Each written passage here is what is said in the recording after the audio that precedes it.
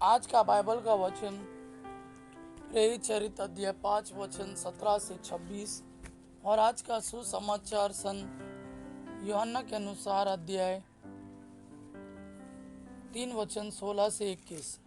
प्रेरित चरित्र अध्याय 5 वचन 17 से 26। यह सब देखकर प्रधान याजक और उसके सब संगी साथी अर्थात सदुकी संप्रदाय के सदस्य ईर्ष्या से जलने लगे। उन्होंने प्रेरितों को गिरफ्तार कर सरकारी बंदीगृह में डाल दिया, परंतु ईश्वर के दूत ने रात को बंदीगृह के द्वार खोल दिए और प्रेरितों को बाहर ले जाकर यह कहा, जाइए और निडर होकर मंदिर में जनता को इस नवजीवन की पूरी शिक्षा सुनाइए।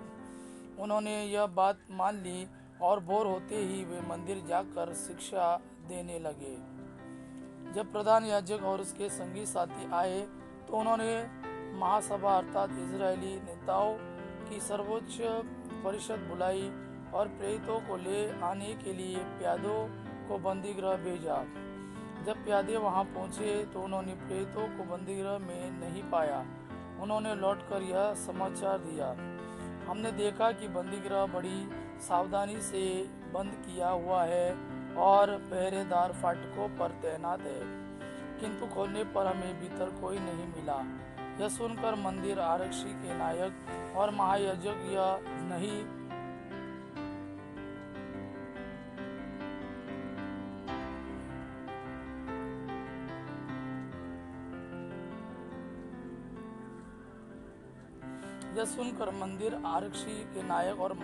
यह नहीं समझ पा रहे थे कि प्रेरितों का क्या हुआ है।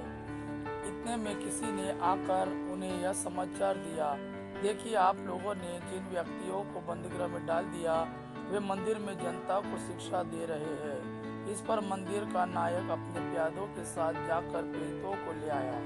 वे प्रेरितों को बलपूर्वक नहीं लाए, क्योंकि वे लोगों से डरते थे कि कहीं हम पर पथराव ना करें। आज का सुसमाचार सन यूहन्ना के अनुसार अध्याय 3 वचन 16 से 21। ईश्वर ने संसार को इतना प्यार किया कि उसने उसके लिए अपने एकलौते पुत्र को अर्पित कर दिया, जिससे जो उसमें विश्वास करता है उसका सर्वनाश न हो बल्कि अनंत जीवन प्राप्त करे। ईश्वर ने अपने पुत्र को संसार में इसलिए नहीं भेजा कि वह संसार को दोषी ठहराए, उसने उसे इसलिए भेजा है कि संसार उसके द्वारा मुक्ति प्राप्त करे। जो पुत्र में विश्वास करता है वो दोषी नहीं ठहराया जाता है, जो विश्वास नहीं करता वो दोषी ठहराया जा चुका है, क्योंकि वह ईश्वर के एकलौते पुत्र के नाम में विश्वास नहीं करता। दंडाज्ञा का कारण यह है कि ज्योति संसार में आई है और मनुष्यों ने ज्योति की अपेक्षा अंधकार को अधिक पसंद किया, क्योंकि उनके कर्म बुरे थे। जो बुराई करता है वो ज्योति से बैर करता है और ज्योति के पास इसलिए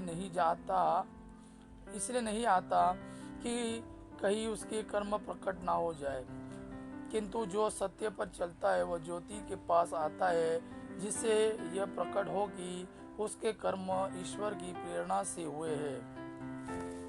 यह प्रभु का वाणी है। प्रभु को धन्यवाद। आबा पिता की महिमा और पुत्र यीशु का प्रेम आप पर सदा सर्वदा बना रहे। आमेन।